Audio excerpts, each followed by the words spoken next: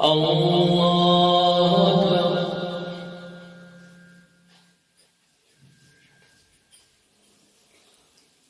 الحمد لله رب العالمين الرحمن الرحيم مالك يوم الدين إياك نعبد وإياك نستعين اهدنا الصراط المستقيم صراط الذين أنعمت عليهم غير المغضوب عليهم ولا الضالين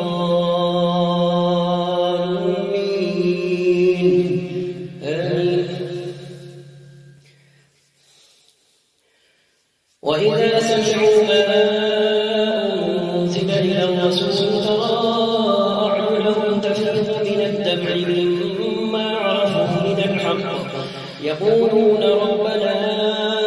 آمنا فاكتبنا مع الشاهدين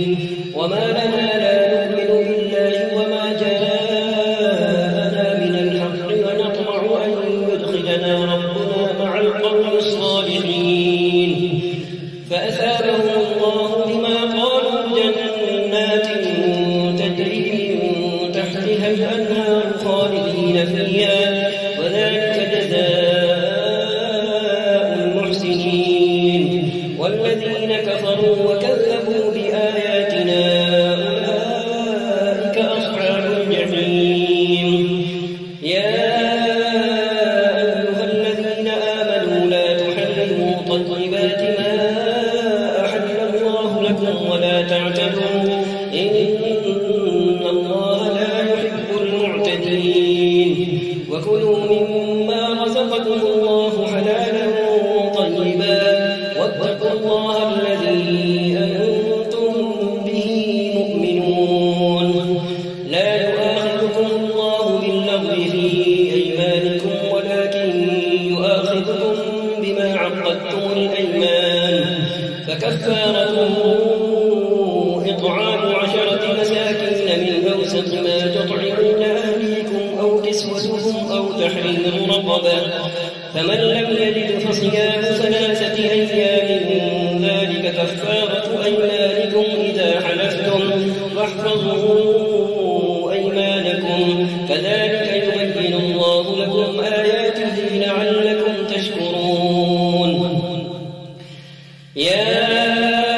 أيها الذين آمنوا إنما الخمر والميسر والأنصاب والأزلام رجس من عمل الشيطان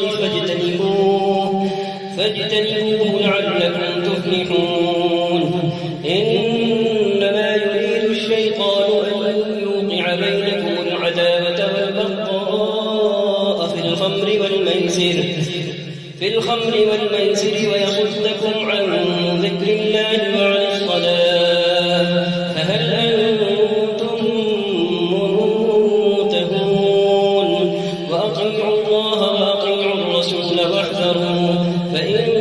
توليتم فاعلموا أنما على رسولنا البلاغ المبين.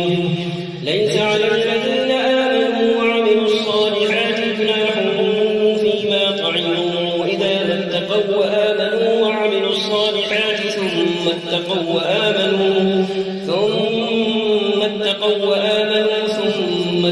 وأحسنوا والله يحب المحسنين. يا أيها الذين آمنوا ليبلونكم الله بشيء من الصيد تناله أيديكم ورماحكم ليعلم الله من يخافه بالغيب فمن اعتدى بعد ذلك فله عذاب أليم. يا أيها الذين آمنوا لا تقتلوا الصيد وأنتم حرم ومن قتله منكم متعمدا فجزاء مثل ما قتل من النعم يحكم به ذوى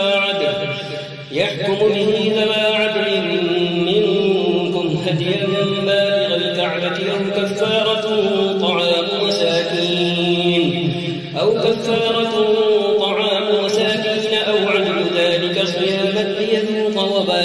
به عفى الله عما سلف ومن عاد فينتقم الله منه والله عزيز ذو انتقام. أحل لكم صيد البحر وطعامه متاعا لكم وللسيارة وحرم عليكم صيد البر ما دمتم حرما واتقوا الله الذي إليه تحشرون. جعل الله الكعبة البيت الحرام قياما للناس والشهر الحرام والهدي والقلائد ذلك لتعلموا أن الله يعلم ما في السماوات وما في الأرض وأن الله بكل شيء عليم. اعلموا أن الله شديد العقاب وأن الله غفور رحيم. ما على الرسول إلا البلاغ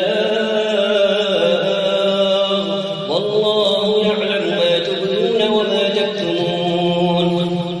قل لا يستوي الخبيث والطيب ولو أعجبك كثرة الخبيث فاتقوا الله يا أولي الألباب لعلكم تفلحون. يا أيها الذين آمنوا لا تسألوا عن أشياء إن تبد لكم تسؤكم وإن تسألوا عنها حين ينزل القرآن تبد لكم عفى الله عنها والله غفور حليم. قد سألها قوم من قبلكم ثم أصبحوا بها كافرين. ما جعل الله من بحيرة ولا سائبة ولا وصيلة ولا حام ولكن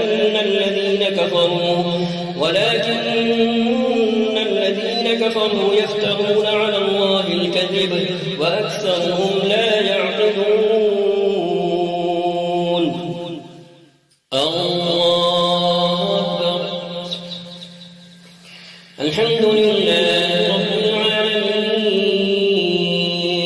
الرحمن الرحيم مالك يوم الدين إياك نعبد وإياك نستعين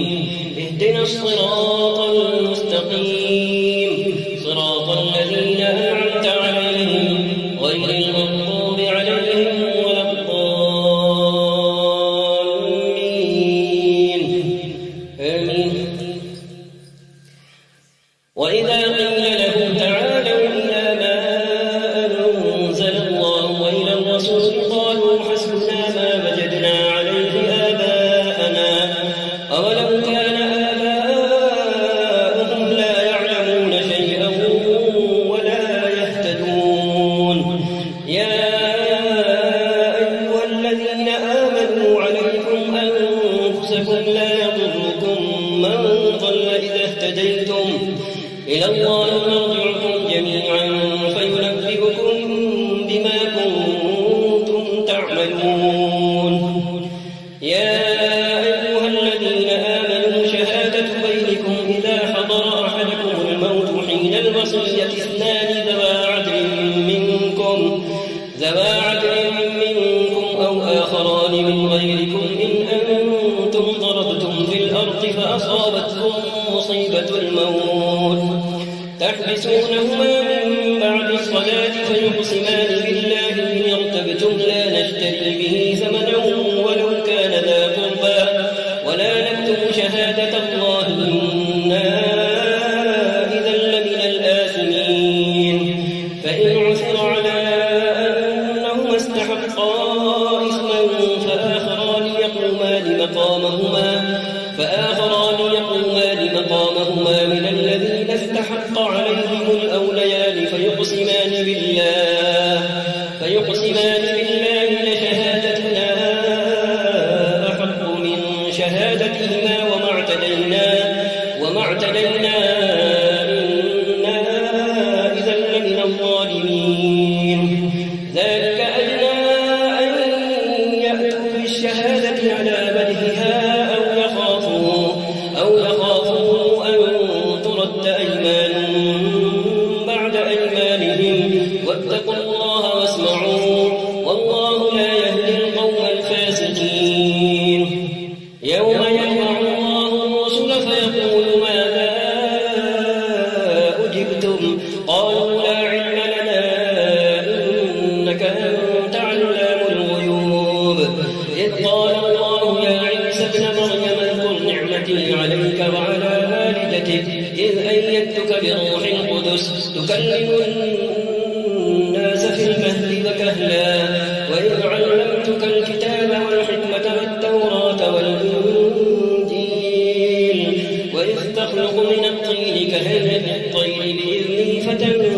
فيها فتكون طيرا بإذني وتبرئ الأكمه والأبرص بإذني وإذ تخرج الموتى بإذني وإذ كففت بني إسرائيل عنك إذ جئتهم بالبينات فقال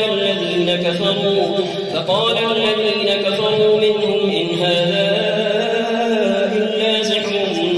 مبين وإذ أوحيت إلى الحواريين أن آمنوا بي وبرسولي قالوا آمنا واشهد بأننا مسلمون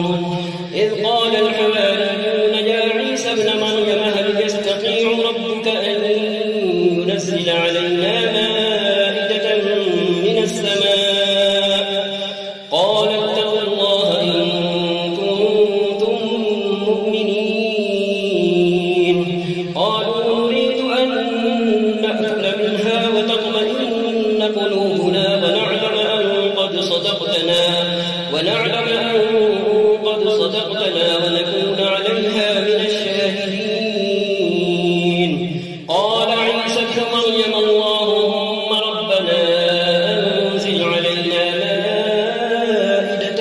من السماء تكون لنا عيدا لأولنا وآخرنا وآية منك وارزقنا وأنت خير الرازقين قال الله إني منزلها عليكم فمن يكفر بعد منكم فإني أعذبه عذابا لا أعذبه أحدا من العالمين وإذ قال الله يا عيسى ابن مريم أأنت قلت للناس اتخذوني وأمي إلهين من دون الله قال سبحانك ما يكون لي أن أقول ما ليس لي بحق إن كنت قلته فقد علمته تعلم ما في نفسي ولا أعلم ما في نفسك إنك أنت علام الغيوب ما قلت لهم إلا ما أمرتني به أن اعبدوا الله ربي وربكم وكنت عليهم شهيدا ما دمت فيهم فلما توفيتني كنت أنت الرقيب عليهم وأنت على كل شيء شهيد إن تعذبهم فإنهم عبادك وإن تغفر لهم فإنك أنت العزيز الحكيم قال الله هذا يوم ينفع الصادقين صدقهم لهم جنات تجري من تحتها الأنهار خالدين فيها أبدا رضي الله عنهم ورضوا عنه ذلك الفوز العظيم لله ملك السماوات والأرض وما فيهن وهو على كل شيء قدير الله أكبر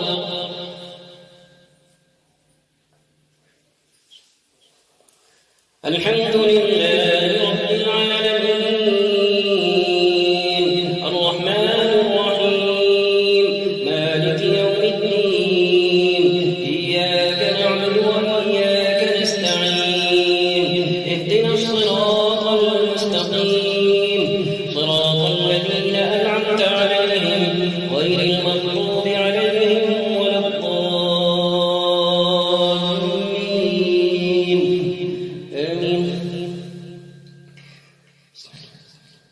الحمد لله الذي خلق السماوات والأرض وجعل الظلمات والنور ثم الذين كفروا بربهم يعدلون هو الذي خلقكم من طين ثم قضى أجلا وأجل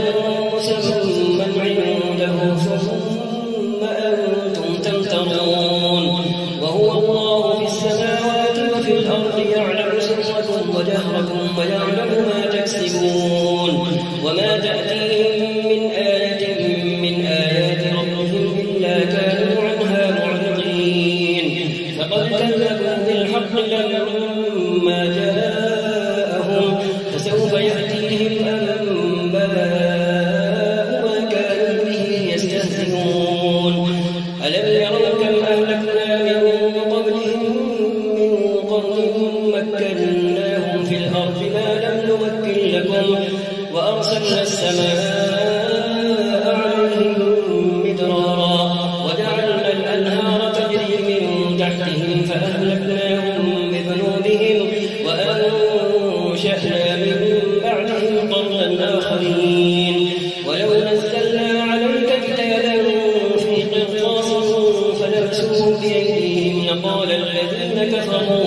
لقال الذين كفروا إن هذا إلا سحر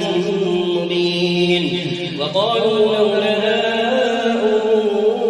أنزل عليه ملك ولو أنزلنا ملكا لقضي الأمر ثم لا ينظرون ولو جعلناه ملكا لجعلناه رجلا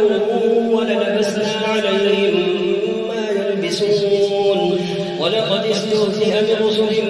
من قبلك فحاق بالذين سخروا منهم ما كانوا به يستهزئون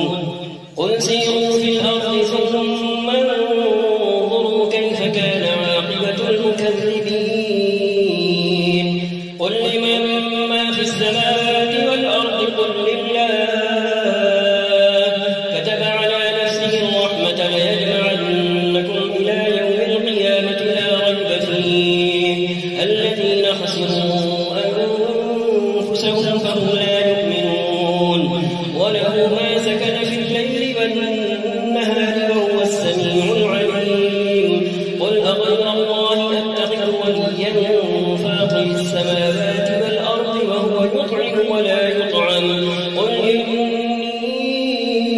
أمرت أن أكون أول من أسلم ولا تكونن من المشركين قل إني أخاف إن عصيت ربي عذاب يوم عظيم من يصرف عنه يومئذ فقد رحمه وذلك الفوز المبين وإن يمسسك الله بضر فلا كاشف له إلا هو وإن يمسسك بخير فهو على كل شيء قدير وهو القادر فوق عباده وهو الحكيم الخبير قل أي شيء أكبر شهادة قل الله شهيد بيني وبينكم وأوحي إلي هذا القرآن لأنذركم به ومن بلغ أئنكم لتشهدون أن مع الله آلهة أخرى قل لا أشهد قل إنما هو إله واحد وإنني بريء مما تشركون الذين آتيناهم الكتاب يعرفونه كما يعرفون أبناءهم الذين خسروا أنفسهم فهم لا يؤمنون ومن أظلم ممن افترى على الله كذبا أو كذب بآياته إنه لا يفلح الظالمون ويوم نحشرهم جميعا ثم نقول للذين أشركوا أين شركاؤكم الذين كنتم تزعمون ثم لم تكن فتنتهم إلا أن قالوا والله ربنا ما كنا مشركين انظر كيف كذبوا على أنفسهم وضل عنهم ما كانوا يفترون الله أكبر الحمد لله رب العالمين الرحمن الرحيم مالك يوم الدين إياك نعبد وإياك نستعين اهدنا الصراط المستقيم صراط الذين أنعمت عليهم غير المغضوب عليهم ولا الضالين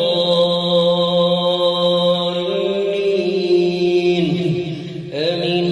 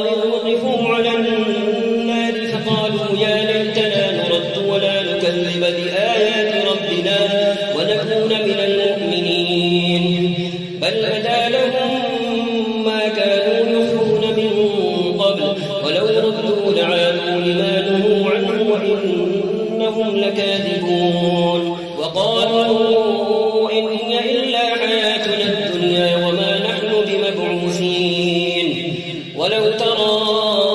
إذ وقفوا على ربهم قال أليس هذا بالحق قالوا بلى وربنا قال فذوقوا العذاب بما كنتم تكفرون قد خسر الذين كذبوا بلقاء الله حتى إذا جاءتهم الساعة بغتة قالوا يا حسرتنا على ما فرطنا فيها وهم يحملون أوزارهم على ظهورهم ألا ساء ما يزرون وما الحياة الدنيا إلا لعب وللدار الآخرة خير للذين يتقون أفلا تعقلون قد نعلم إنه ليحزنك الذي يقولون فإنهم لا يكذبونك ولكن الظالمين بآيات الله يجحدون ولقد كذبت رسل من قبلك فصبروا على ما كذبوا وأوذوا حتى أتاهم نصرنا ولا مبدل لكلمات الله ولقد جاءك من نبأ المرسلين وإن كان كبر عليك إعراضهم فإن استطعت أن تبتغي نفقا في الأرض أو سلما في السماء فتأتيهم بآية ولو شاء الله لجمعهم على الهدى فلا تكونن من الجاهلين إنما يستجيب الذين يسمعون والموتى يبعثهم الله ثم إليه يرجعون وقالوا لولا نزل عليه آية من ربه قل إن الله قادر على أن ينزل آية ولكن أكثرهم لا يعلمون وما من دابة في الأرض ولا طائر يطير بجناحيه إلا أمم أمثالكم ما فرطنا في الكتاب من شيء ثم إلى ربهم يحشرون والذين كذبوا بآياتنا صم وبكم في الظلمات من يشاء الله يضلله ومن يشاء يجعله على صراط مستقيم قل أرأيتكم إن أتاكم عذاب الله أو أتتكم الساعة وغير الله تدعون إن كنتم صادقين بل إياه تدعون فيكشف ما تدعون إليه إن شاء وتنسون ما تشركون ولقد أرسلنا إلى أمم من قبلك فأخذناهم بالبأساء والضراء لعلهم يتضرعون فلولا إذ جاءهم بأسنا تضرعوا ولكن قست قلوبهم وزين لهم الشيطان ما كانوا يعملون الله أكبر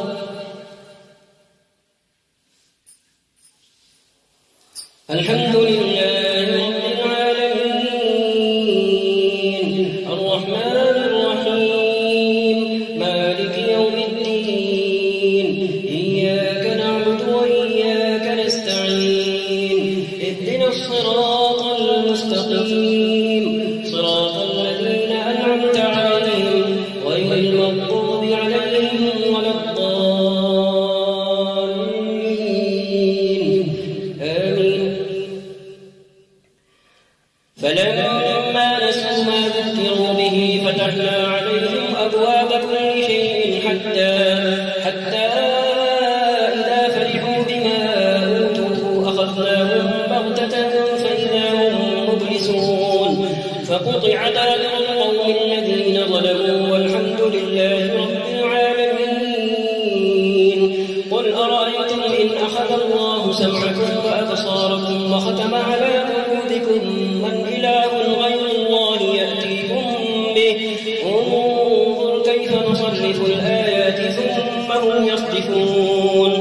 قل أرأيتكم إن أتاكم عذاب الله بغتة أو جهرة هل يهلك إلا القوم الظالمون وما نرسل المرسلين إلا مبشرين ومنذرين فمن آمن وأصلح فلا خوف عليهم ولا هم يحزنون والذين كذبوا بآياتنا يمسهم العذاب بما كانوا يفسقون قل لا أقول لكم عندي خزائن الله ولا أعلم الغيب ولا أقول لكم إني ملك إن أتبع إلا ما يوحى إلي قل هل يستوي الأعمى والبصير أفلا تتفكرون وأنذر به الذين يخافون أن يحشروا إلى ربهم ليس لهم من دونه ولي ولا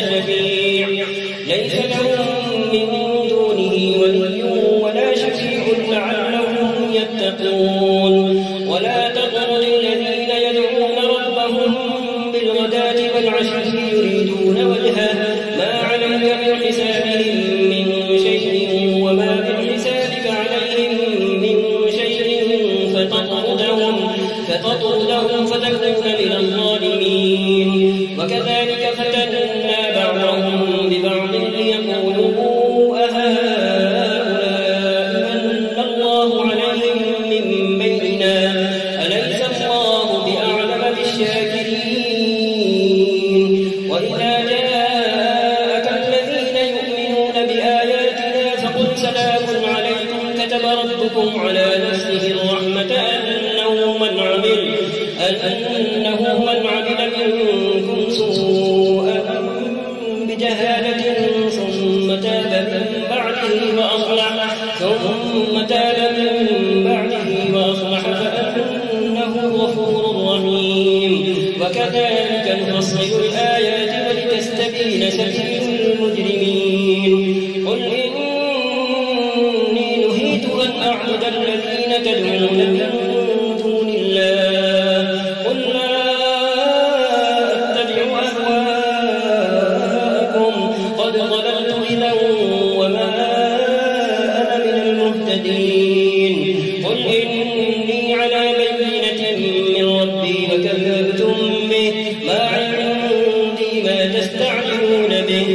إن الحكم إلا لله يقص الحق وهو خير الفاصلين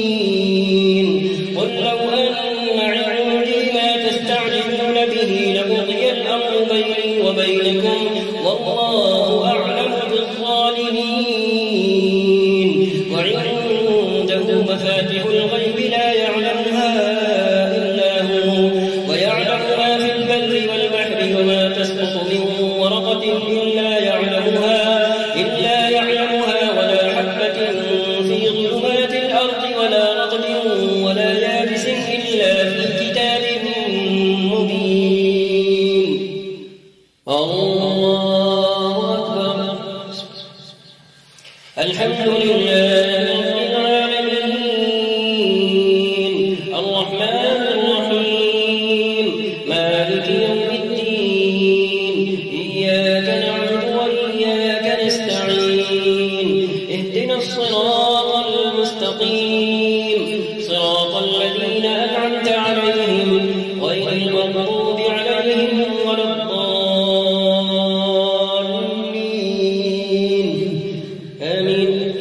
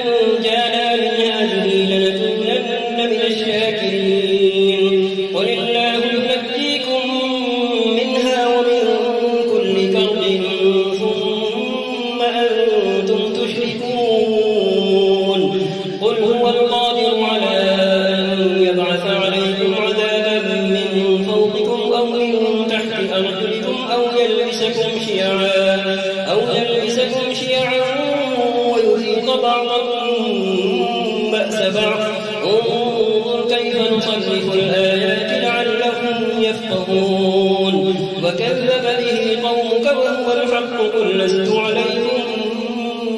بوكيل لكل نبأ مستقر وسوف تعلمون وإذا رأيت الذين يقولون في آياتنا فأعرض عنهم حتى يقولوا في حديث غيره وإما ينسينك الشيطان فلا تقعد بعد الذكرى مع القوم الظالمين وما على الذين يتقون من حسابهم من شيء ولكن ذكرى لعلهم يتقون وذر الذين اتخذوا دينهم لعبا ولهوا وغرتهم الحياة الدنيا وذكر به أن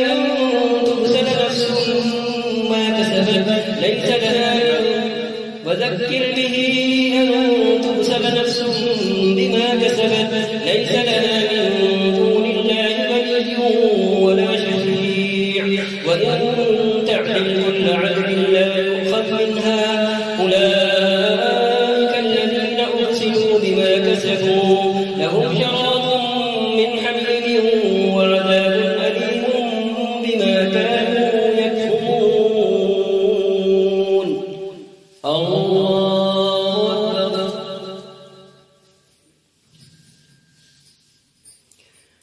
الحمد لله رب العالمين الرحمن الرحيم مالك يوم الدين إياك نعبد وإياك نستعين اهدنا الصراط المستقيم صراط الذين أنعمت عليهم غير المغضوب عليهم ولا الضالين آمين قل أندعو من دون الله ما لا ينفعنا ولا يضرنا ونرد على أعقابنا بعد إذ هدانا الله كالذي استهوته الشياطين في الأرض حيران له أصحاب يدعونه إلى الهدى ائتنا قل إن هدى الله هو الهدى وأمرنا لنسلم لرب العالمين وأن أقيموا الصلاة واتقوه وهو الذي إليه تحشرون وهو الذي خلق السماوات والأرض بالحق ويوم يقول كن فيكون قوله الحق وله الملك يوم ينفخ في الصور عالم الغيب والشهادة وهو الحكيم الخبير وإذ قال إبراهيم لأبيه آزر أتتخذ أصناما آلهة إني أراك وقومك في ضلال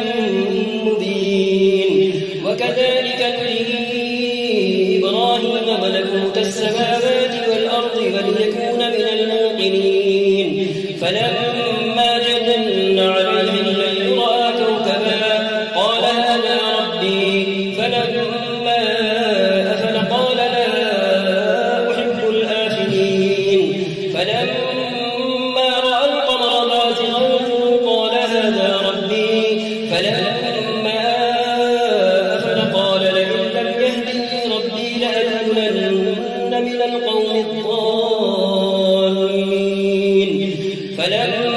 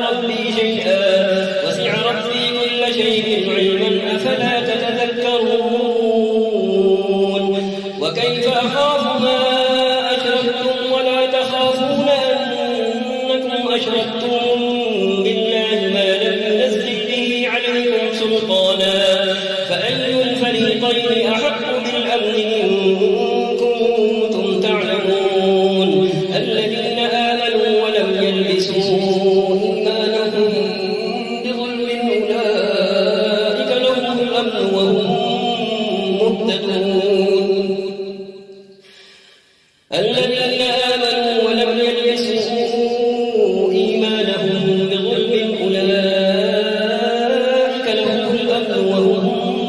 مهتدون وتلك حجتنا آتيناها إبراهيم على قومه نرفع درجات من نشاء إن ربك حكيم عليم ووهبنا له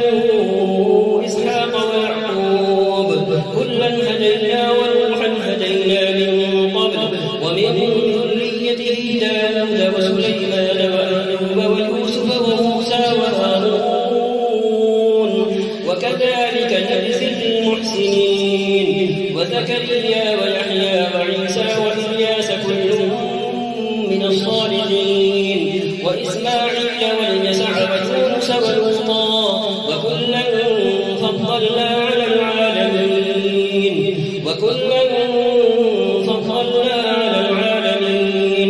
ومن آبائهم وذرياتهم وإخوانهم واجتبيناهم وهديناهم إلى صراط مستقيم ذلك هدى الله يهدي به من يشاء من عباده ولو أشركوا لحبط عنهم ما كانوا يعملون أولئك الذين آتيناهم الكتاب والحكم والنبوة فإن يكفر بها هؤلاء فقد وكلنا بها قوما ليسوا بها بكافرين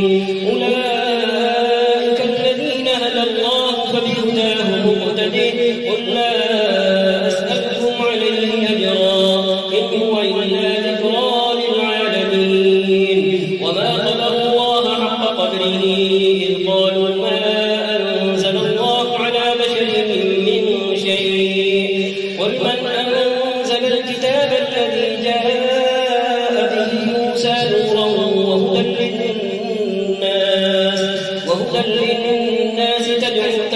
وهدى للناس تجعلونه قراطيس تبدونها وتخفون كثيرا وعلمتم ما لم تعلموا أنتم ولا آباؤكم قل الله ثم ذرهم في خوضهم يلعبون وهذا كتاب أنزلناه مبارك مصدق الذي بين يديه ولتنذر أم القرى ومن حولها والذين يؤمنون بالآخرة يؤمنون به وهم على صلاتهم يحافظون ومن أظلم ممن افترى على الله كذبا أو قال أوحي إلي ولم يوحى إليه شيء ومن قال سأنزل مثل ما أنزل الله ولو ترى إذ الظالمون في غمرات الموت والملائكة باسطوا أيديهم أخرجوا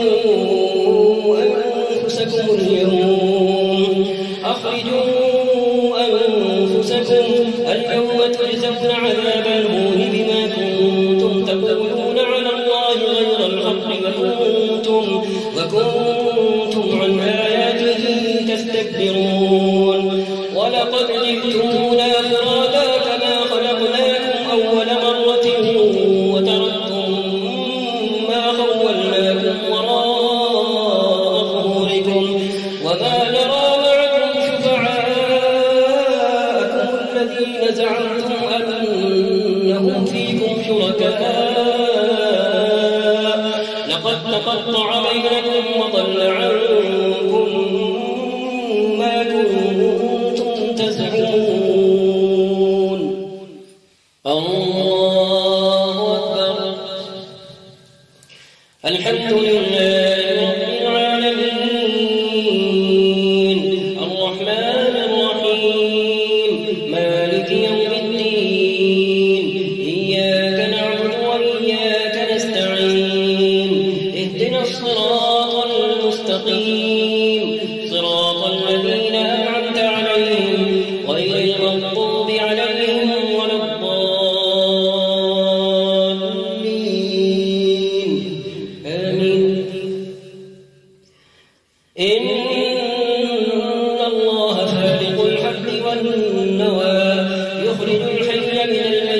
ومخرج الميت من الحي ذلكم الله فأنى تؤفكون فالق الإصباح وجعل الليل سكنا والشمس والقمر حسبانا ذلك تقدير العزيز العليم وهو الذي جعل لكم النجوم لتهتدوا بها في ظلمات البر والبحر قد فصلنا الآيات لقوم يعلمون وهو الذي أنشأكم من نفس واحدة فمستقر ومستودع قد فصلنا الآيات لقوم يفقهون وهو الذي أنزل من السماء ماء فأخرجنا به نبات كل شيء فأخرجنا منه خضرا نخرج منه حبا متراكبا ومن النخل من طلعها قنوان دانية وجنات من أعناب والزيتون والرمان مشتبها وغير متشابه انظروا إلى ثمره إذا أثمر وينعم إن في ذلكم لآيات لقوم يؤمنون وجعلوا لله شركاء الجن وخلقوا له بنين وبنات بغير علم سبحانه وتعالى عما يصفون بديع السماوات والأرض أنى يكون له ولد ولم تكن له صاحبة وخلق كل شيء وهو بكل شيء عليم ذلكم الله ربكم لا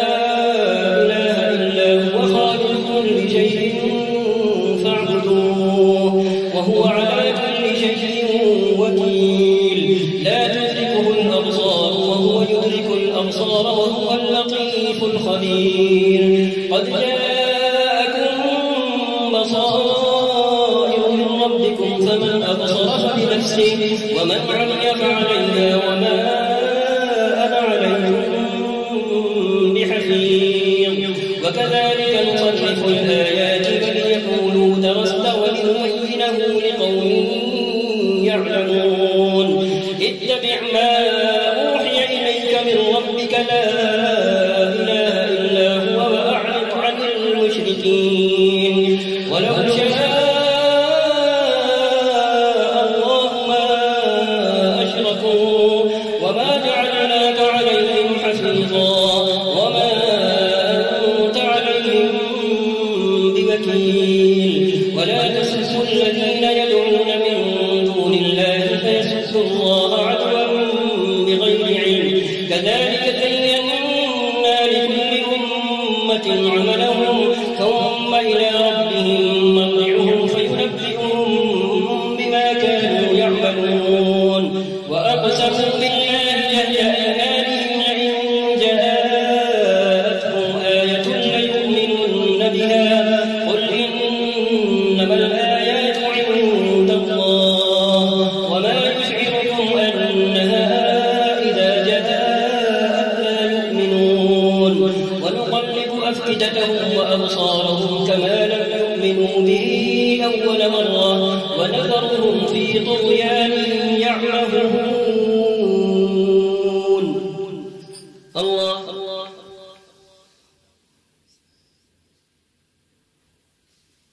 سمع الله لمن حمده الله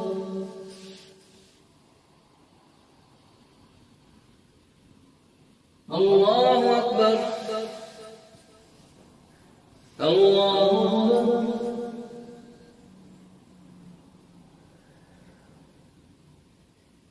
الله أكبر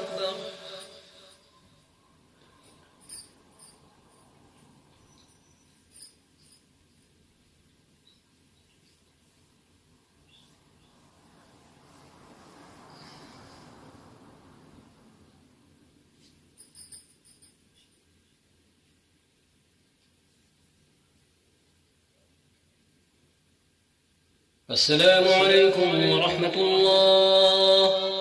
السلام عليكم ورحمة الله.